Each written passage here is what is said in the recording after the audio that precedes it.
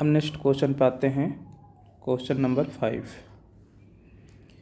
The total number of irrational term in the binomial expansion of this. ठीक है, ध्यान दो, पावर 60 है तो आपके पास टोटल 61 टर्म आएंगे। ठीक है, अब सारे टर्म तो लिखना कठिन काम है, सारे टर्म तो आप लिखोगे नहीं, तो आप केवल जनरल टर्म लिखना TR+1। ये आपका आएगा 60 CR। पहली क्वांटिटी 7 पावर 1/5 का होल पावर जो होगा 60 minus R into second quantity -3 की पावर 1/10 है। ये सेकंड क्वांटिटी है, इसकी पावर यहाँ जो आर है वो आएगा। ठीक, अब देखो आप इसको लिख सकते हो 60 CR इंटू -1 की पावर आर। ठीक है, ये हो, इसको लिखोगे 7 की पावर 60 माइनस R/5 और इसको लिखोगे 3 की पावर R/10। ध्यान दो, इसका तो रिजल्ट रेशनल ही होगा, ये भी रेशनल ही होगा। अब आपका टर्म रेशनल होगा या इरेशनल होगा, यह बात ये तय करेगा। ठीक है, ये तय करेगा। ठीक है, अब सुनो इस बात को कि अगर यह इंटीजर है, यदि यह इंटीजर है और ये भी इंटीजर है, तब तो पक्की बात है रेशनल आएगा। और अदरवाइज अगर रेडिकल साइन में आ गई तो समझ लो इरेशनल होगा। तो कहाँ कहाँ यह इंटीजर बनेगा, यह बात आप पता लगाओगे। ये देखो बेटा जी, ये 5 से डिविजिबल होने के लिए आर की वैल्यू आप क्या क्या रख सकते हो। एक तो 0 रख सकते हो। ठीक है, 0 रख दोगे तो ये 60 आपका डिवाइड हो जाएगा 5 से, यहाँ 0 10 से भी हो जाएगा। ठीक, अब अगर यहाँ पर आप 5 रखते हो तो 55 आएगा, 55 ये हो जाएगा, लेकिन ये 1/2 बन जाएगा, यानी कि ये रेडिकल में आ गया पावर 1/2 में, तो रेशनल नहीं बना। तो यानी कि आप 10 रखो तो ये बन जाएगा, ये कितना हो जाएगा 60 से 10 का 50, ये भी डिवाइड हो जाएगा, यानी 0 आ जाएगा, 10 आ जाएगा। इसका हम लोग एलसीएम ही देखते हैं, तो 10 आएगा एलसीएम। तो इस तरीके से 20, 30, 40, 50, 60 ये सब आर की वैल्यू पर, जब आर की वैल्यू आप ये सब लोगे तो उस केस में आपको जो भी टर्म मिलेंगे वो रेशनल टर्म मिलेंगे। ठीक है, तो काउंट करोगे तो आप 1 2 3 4 5 6 7, आपको 7 टर्म्स ऐसे होंगे जो कि रेशनल होंगे। और टोटल कितने टर्म हैं 61, तो 61 में से 7 को आप सब्ट्रैक्ट कराइए तो इरेशनल टर्म मिल जाएंगे। तो इसमें से 7 को निकालो तो 11 में 7 के 4, तो 54 आंसर आएगा। ठीक है, टोटल में से रेशनल को निकाल दोगे तो इरेशनल आ जाएगा, क्योंकि rational plus irrational equal to 61। Okay, अब हम लोग नेक्स्ट क्वेश्चन को देखेंगे। क्वेश्चन नंबर 6, ध्यान दें, इफ़ सिग्मा करके है और equal to k times 50C25, मतलब इसका रिजल्ट इसके इक्वल है और वह की क्या है, ये चीज़ आपको पता करना है।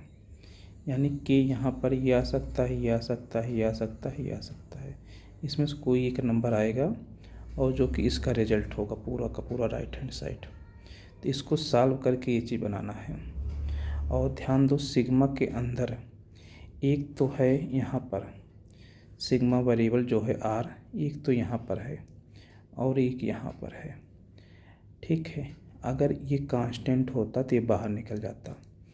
ठीक, तो कुछ ऐसा ही करेंगे जिससे कि यहाँ पर एक कांस्टेंट आ जाए, केवल एक के साथ आर दिखे, दोनों के साथ आर है ना, तो इसको सॉल्व कर लो पहले, और फिर उसके बाद जो कांस्टेंट आएगा उसको बाहर कर लेना।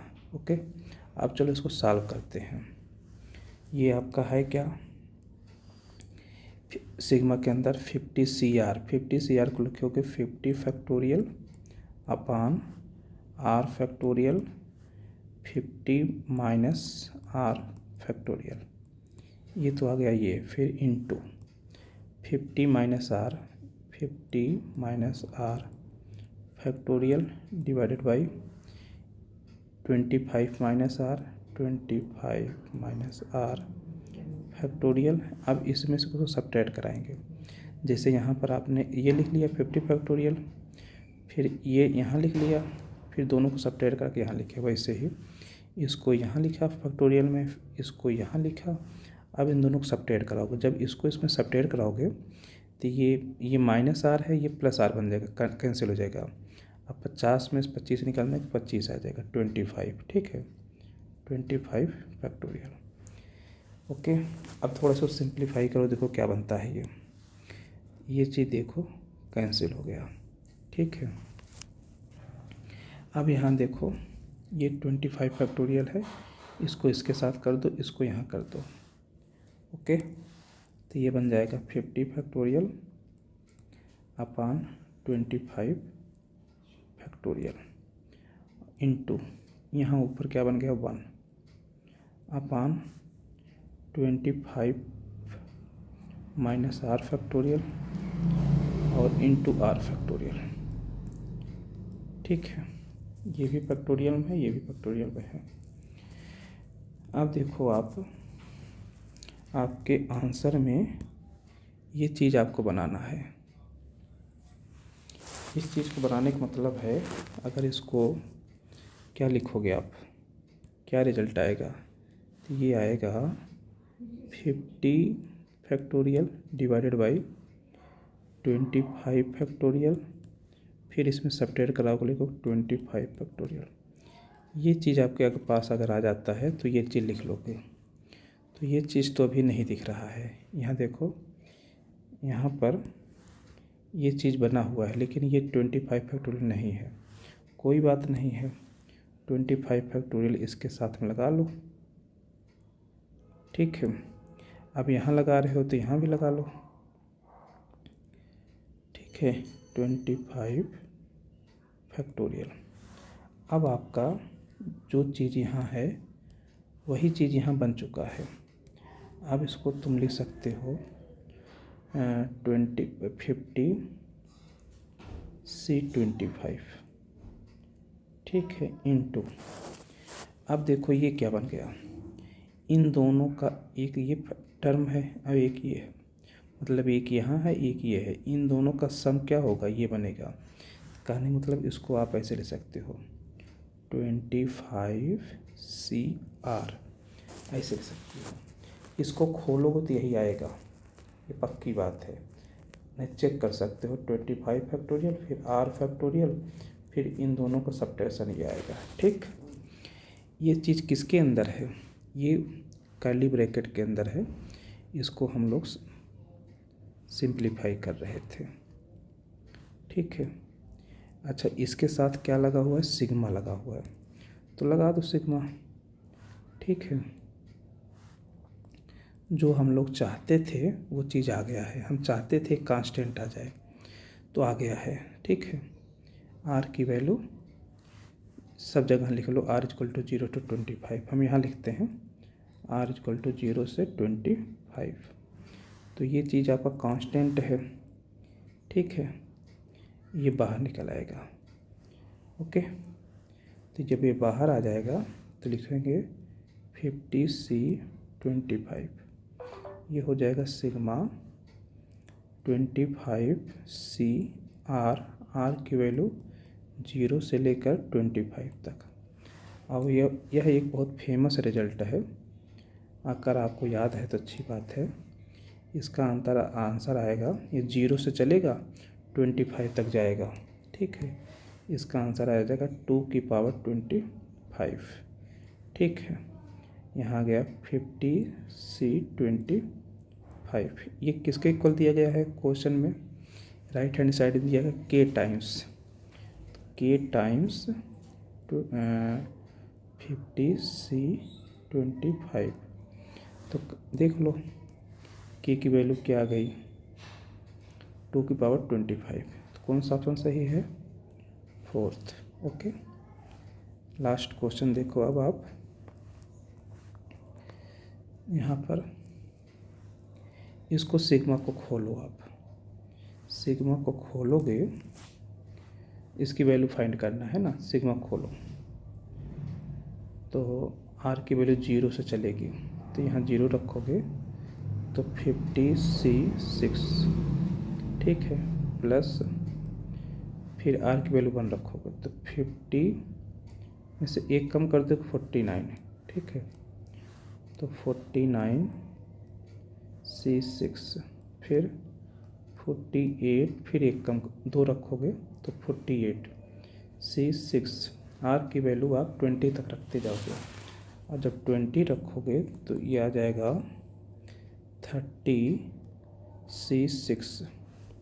अभी तो कोई रिजल्ट नहीं, कोई फार्मूला नहीं बनेगा, लेकिन अगर ये आगे आप 29C6 इसको खोलोगे तो यह यहीं तक आएगा, यहीं तक आएगा। फार्मूला बनाने के लिए हम अब आगे कुछ चीज़ें ऐड कर रहे हैं। ठीक है, हम इसको ले जाना चाहते, जैसे 48 आया, ठीक है, 50 आया, 50 से 49, 49 से 48, ऐसे आते आते 30 तक आया। अब इसको हम 30 पर नहीं रोकना चाहते, इसको हम 6 तक ले जाना चाहते हैं।